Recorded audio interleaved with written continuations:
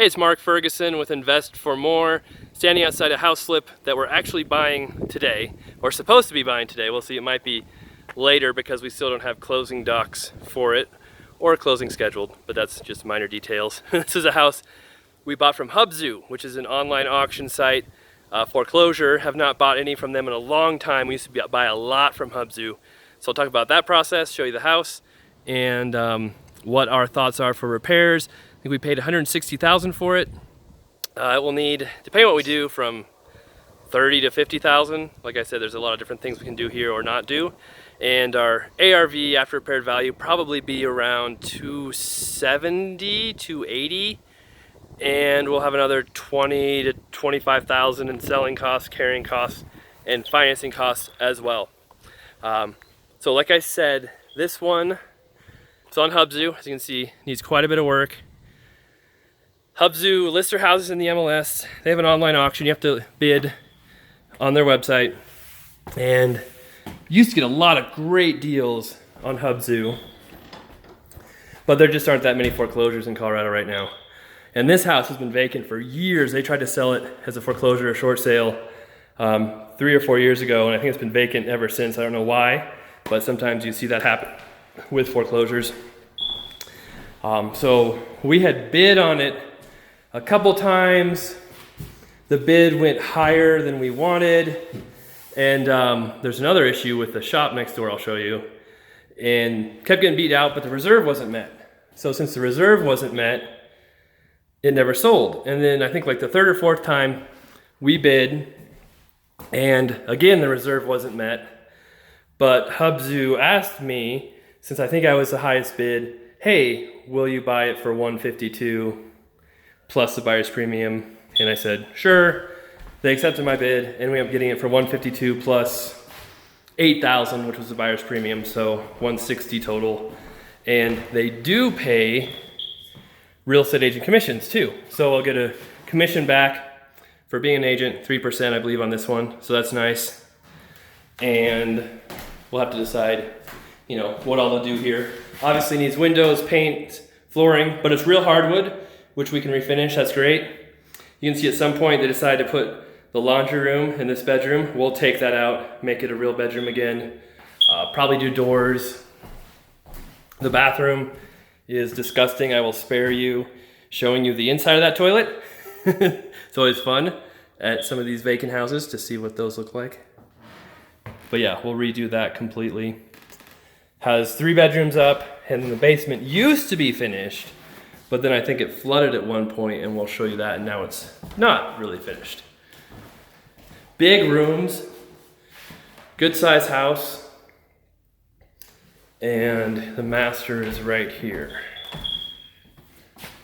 That room almost feels bigger than the master, I think it is, but the master has another bath.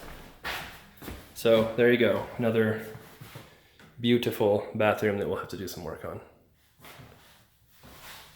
Oh, got a peek of me. So it's an art doing these videos where I can sneak around the mirrors in the bathrooms without showing me in the video, but I didn't do it that time. All right, like I said, downstairs is interesting. So part of where we decide if we want to spend the money or not is finishing this basement. And it already was finished before. As you can see, they had sheetrock just attached to the concrete there. There's the wiring. And there was a flood or a pipe broke or something happened. I think they had quite a bit of mold down here. So they just tore all the sheetrock out, all the flooring, everything, left the ceiling, and that was it. As you can see, it had a big family room, 2 bedrooms, and a bathroom. So we could finish this. The question is it worth it? Because it will take, you know, quite a bit of money, probably at least $20,000, if not $25,000, to finish this basement again. We'll have to pull permits because, you know, you're redoing all of this, which takes time and cost. And then on top of that, oh, you can see the beautiful flies buzzing around. It'll take a lot of resources. It'll take us longer to fix it, more of our guys on this job. So it has to be a pretty big return on our money for us to be willing to do a bunch more work. And we might make, I mean, really $10,000 more at the most if we finish this, as opposed to just leaving it as it is. So in my mind, it's better to just leave it as it is, get it done faster, save money on financing, carrying costs, save my crew, let them do other work that makes us more money, and avoid the permit process, which might bring in a lot more, questions about what needs to be done for code and all that stuff. So my thoughts, we'll just leave it, not worry about finishing it. And this, it looks wet, but it's not. I think that's old. It's not currently wet. I think it's mostly dirt that was on the ground. And like I said too, we haven't quite bought this yet. And this is kind of like our walkthrough. So we don't always do it, but we should. Every house before we buy it, walk through the day of or the day before closing, just to make sure it's still standing, it hasn't burned down, nobody's moved in who isn't supposed to have moved in, there's no major damage, there's not a water pipe broken, things like that. Because if there is major damage in the house, it's supposed to be in the same condition as when we made an offer on it. So if a tree fell on it, we don't have to buy the house if that happened after it went under contract. If it burned down, that was open, not locked. We don't have to keep buying the house, after it burned down. So that's a good reason to always at least drive by and try and get inside the houses before you actually buy them. Here, we'll show you. Big lot. Amazing shops, but they're not ours. I'll tell you why in a second. Here's the back of the house. It needs some work as well. But paint, I think the siding's fine. We just need to paint it, so I'll be okay. So when we first saw this property, this is a huge lot. I think they listed it as 1/3 of an acre. And I came and looked at it, I'm like, man, this is more than 1/3 of an acre. This is at least 1/2 an acre. And when we first bidding on it, I'm like, this is an amazing deal, it has this awesome shop. Well, then it turns out the shop is not part of the property. And the shop was built on this property, and the lot line goes straight through here, straight through the shop. So that's one reason why it fell apart a couple times, and I can actually go in here. Show you a quick peek. It's open. Great shop. I wish it was part of it, but it's not.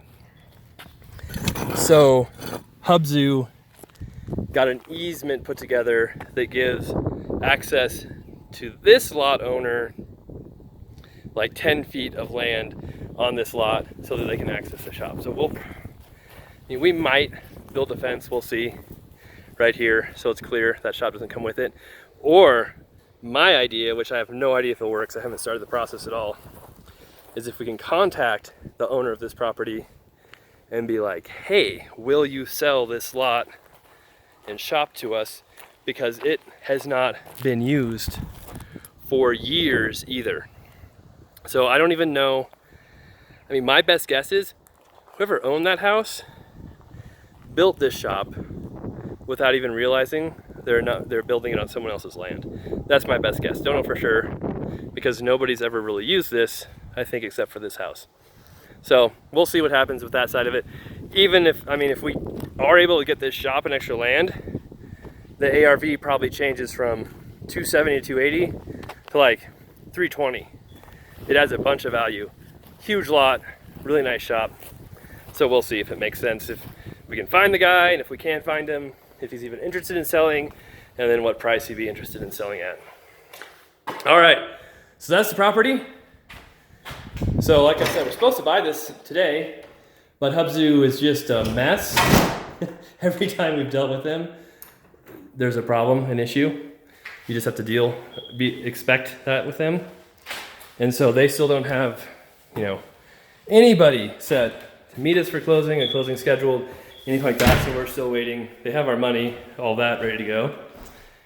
And then we're buying 2 more tomorrow and another one next week. And then we also got another big commercial property under contract that was listed for $625,000 and probably going to get a $2 million commercial property under contract this week today that I'll talk about soon as well. So big things happening on the commercial front, always working on the residential front for our flips and doing lots of cool stuff. So make sure you check out investformore.com for more information on our flips, rentals, being an agent, all that good stuff.